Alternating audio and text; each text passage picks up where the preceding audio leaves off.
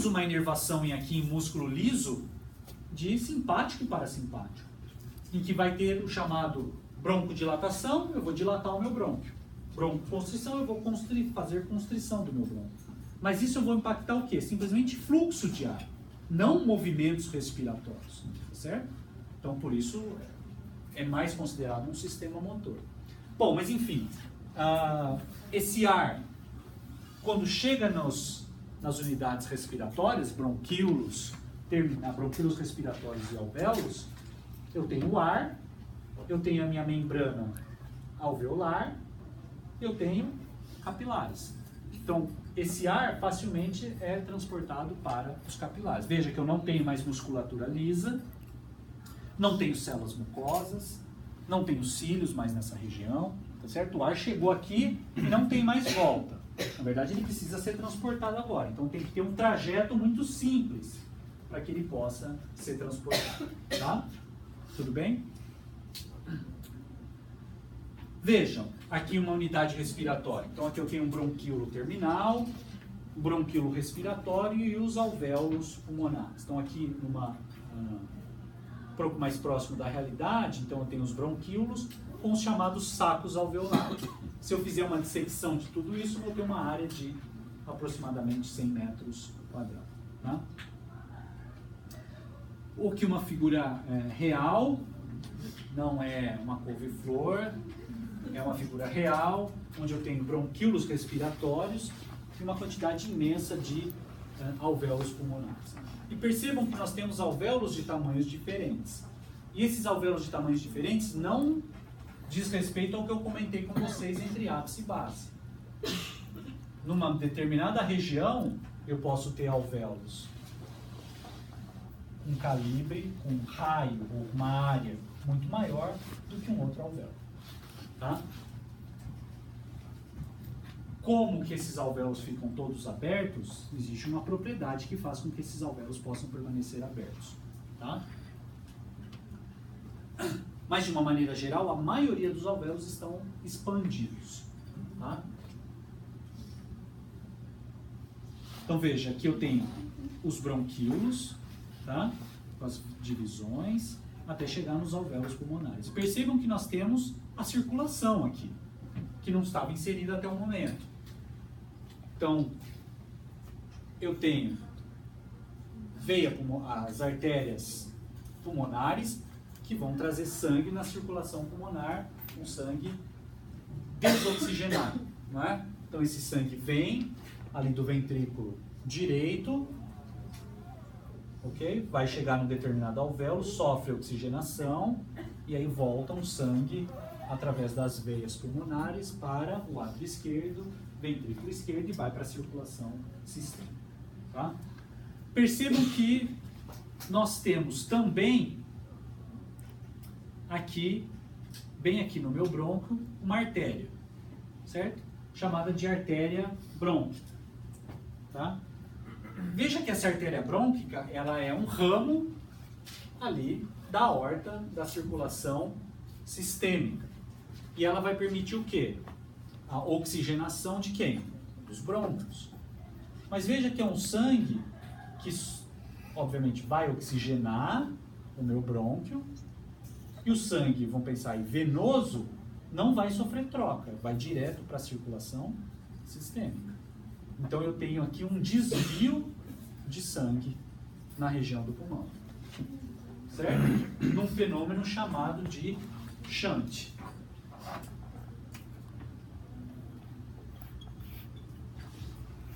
É um determinado tipo de desvio, tá?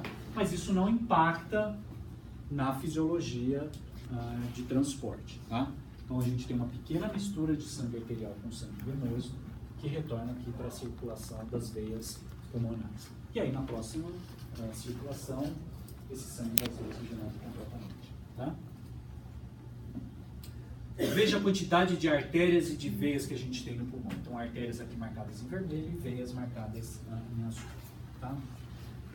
Então, é um sistema que está numa íntima relação com o sistema cardiovascular, né? Um sistema que não pode falhar. Ter ar dentro dos alvéolos não significa muito, é importante que tenhamos uma circulação efetiva onde não temos embolias, formação de bolhas, é um sistema que tem que ter um fluxo de sangue adequado, e esse fluxo deve ser baixo. O fluxo de ar também tem que ser baixo, como a gente comentou, para que a troca possa ocorrer de maneira efetiva. Tá? Se nós formos olhar agora aqui na unidade alvéolo capilar, é o que nós temos aqui. Aqui tem um alvéolo, outro alvéolo e assim sucessivamente. O que nós temos? Ao longo do alvéolo, capilares alveolares. Né? Veja a quantidade de circulação que nós temos nessa região. E nós temos também artérias e veias, certo? Que são os vasos chamados extraalveolares. Esses vasos chamados extraalveolares a gente vai discutir, mas eles não participam da troca, tá bom?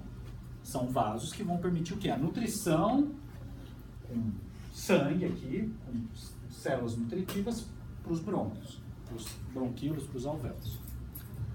Então o ar que está presente aqui dentro do meu alvéolo, ele precisa ser transportado para o meu capilar. Veja que o trajeto é muito pequeno. Ele tem uma membrana, deixa eu ver se tem uma outra figura. Aqui uma figura real. Então veja que eu tenho alvéolos de tamanhos diferentes, não é? Eu tenho capilares alveolares ao longo do meu alvéolo. Eu tenho os capilares chamados extraalveolares, que não fazem parte do transporte, tá? No transporte alvéolo capilar. Aqui uma outra figura, então veja um vaso extraalveolar, um bronquíolo, sacos alveolares e ao redor nós temos capilares presentes. Tá? Então veja o que eu estava comentando. Aqui, o que significa essa figura? Eu tenho meu alvéolo, minha membrana alveolar, meu espaço intersticial, meu capilar alveolar. Uma única camada de células do meu capilar. E aqui eu tenho sangue. Então, o oxigênio que está aqui no ar que eu acabei de inspirar, ele precisa ser transportado para o sangue para ser levado para as minhas células. Tem que existir um mecanismo em que esse oxigênio vai ser transportado por um processo simples, okay, sem gasto de energia, do alvéolo para o sangue.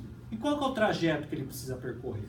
Ele precisa atravessar as minhas células dos meus alvéolos, que são compostos de pneumócitos, tipo 1, que vocês viram em biologia celular, certo ou não? Sim? Não, vocês ficam em silêncio, eu não sei. Um espaço intersticial, que é uma pequena película existente, um pequeno espaço existente entre o alvéolo e o capilar, e depois minha única camada de células endoteliais do meu capilar alveolar e atingir o plasma, o sangue. E aí aqui a gente discute depois, mais para frente, como é o mecanismo de transporte. Então veja que é um trajeto muito simples, muito pequeno, por onde o gás tem que percorrer. Mais do que isso, esse oxigênio e esse CO2 que estão aqui dentro do meu alvéolo, aqui tem ar, certo? Mas tem água também aqui, não tem? Dentro do meu pulmão? Ou não tem? Tem. Tem uma película de água. Tem uma interface ar e líquido, não é?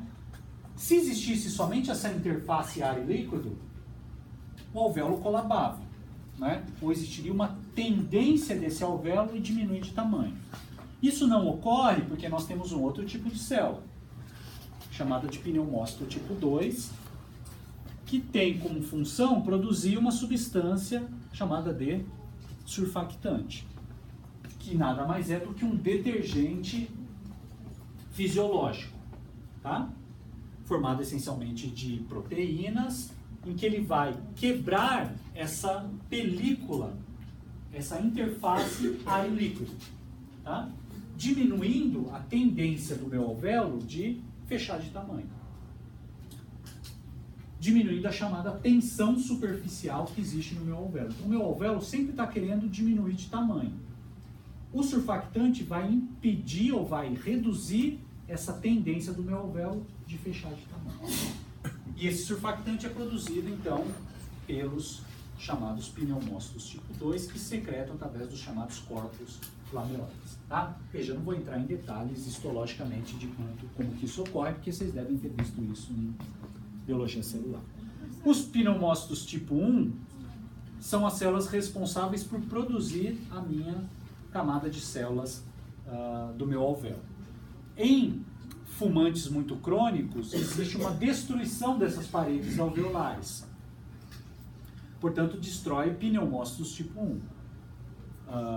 E esses pneumócitos não são regenerados muito facilmente. Tá?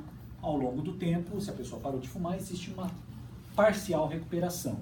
Mas é que os pneumócitos tipo 2 passam também a assumir a função de pneumócitos tipo 1. Por que o alvéolo tem tendência a colar? A gente vai ver isso. Eu vou comentar daqui a pouco. Na verdade, pensa o alvéolo como se fosse uma bexiga. Certo? Se você pegar uma bexiga e inflar a bexiga, o seu pulmão funciona dessa maneira. Pensa o pulmão como se fosse um alvéolo grande. Se você soltar a sua bexiga, o que acontece? Murcha. É isso que acontece com o seu pulmão. Por que ele não murcha? Porque ele está numa condição dentro da caixa torácica em que ele está expandido. Porque ele está ligado com caixa torácica através das pleuras. Associado a isso, eu tenho uma camada de líquido lá dentro que ainda força ainda mais o alvéolo ou o pulmão em colabar. Não colaba também porque você tem surfactante que se reduz essas forças de tendência a fechar. Tá? Veja, uma criança. Esse surfactante ele é formado pelos pneumócitos tipo 2 a partir da 33ª, a partir da 30ª vida intrauterina. Tá? Crianças que nascem antes do tempo, chamadas de pré-termo ou prematuras, elas têm uma dificuldade muito grande para respirar. Não sei se você já ouviu falar sobre isso. E aí você precisa fazer o quê? Uma administração exógena de surfactante. Então você entuba a criança e você injeta surfactante dentro do alvéolo. E vai mantendo a criança num ventilador mecânico. Porque ela não consegue expandir o alvéolo.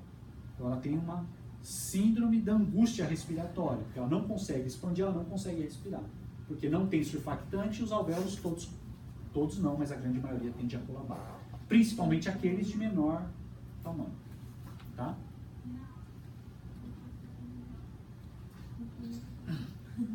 Deixa eu mostrar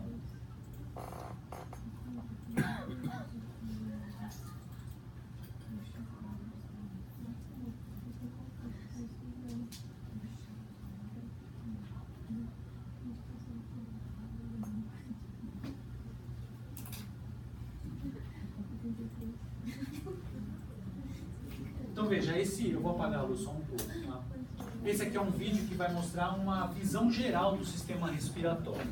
Então veja, aqui tem caixa torácica, o pulmão, vias aéreas, traqueias, brônquios, bronquíolos, e aí chegou aqui nos bronquíolos respiratórios, dentro do alvéolo, estamos dentro do alvéolo. Então aqui eu tenho os pneumócitos, tipo 1, não é? Que são que formam as paredes alveolares. Aqui é como se vocês tivessem sido, vocês são oxigênio aqui. Então. Tem os poros de Kohl, que vocês devem ter visto em biologia celular, que comunicam os alvéolos.